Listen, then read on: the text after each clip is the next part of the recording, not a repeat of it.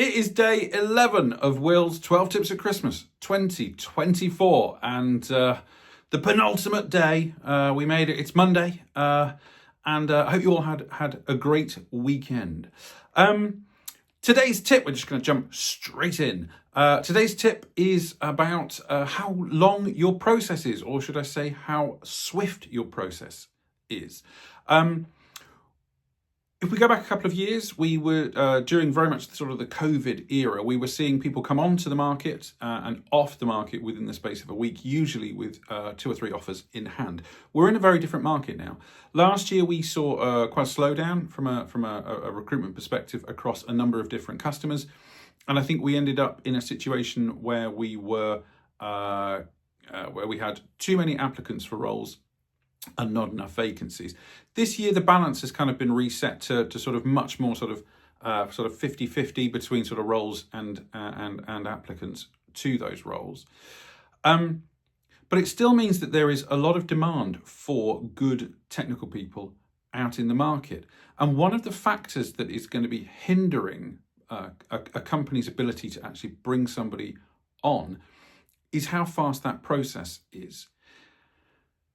If your recruitment process has got 2, 3, 4, 5 stages, as we see very occasionally, if there is an emphasis on the candidate going away and actually then having to do some sort of test or building an app or something like that takes more than about 3/4 of an hour to an hour, you're going to run into issues attracting the best talent.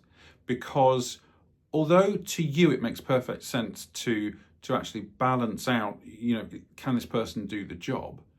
Frequently they can, but do they want to actually invest 8 hours of their time building something and then demonstrating it in an interview situation against the possibility that they're not going to get the job? This does happen. So if you are looking at your recruitment process and wondering, well, why are we not able to find the right people? Why are we not able to hire? It's because probably your competitors, and your competitors, by the way, are not companies that compete with you in terms of what your company does.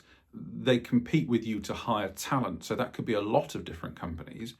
They may be moving faster. They may have a more slick, streamlined, more efficient interview process, which means people come into the process, they get to a first stage, they get to a second stage, there may be a third stage, but it's all done and it's all dusted within the space of 2 weeks.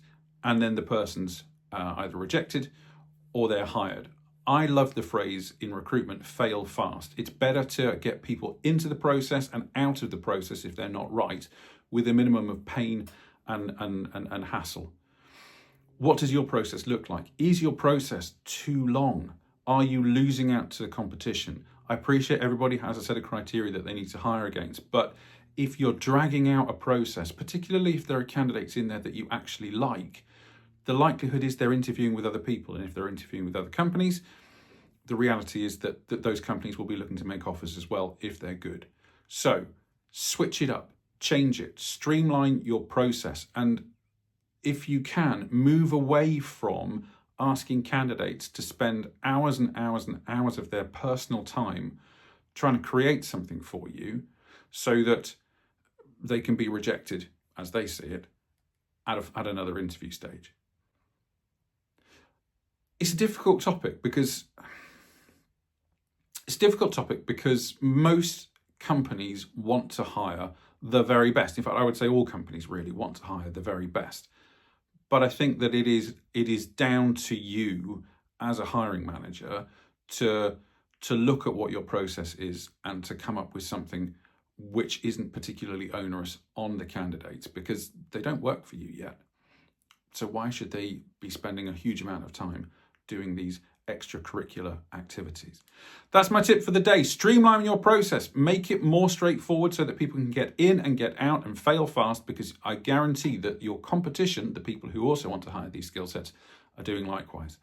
That's been day 11 of Will's 12 Tips at Christmas. Tomorrow is the last day, and I say that with just a note of joy in my life because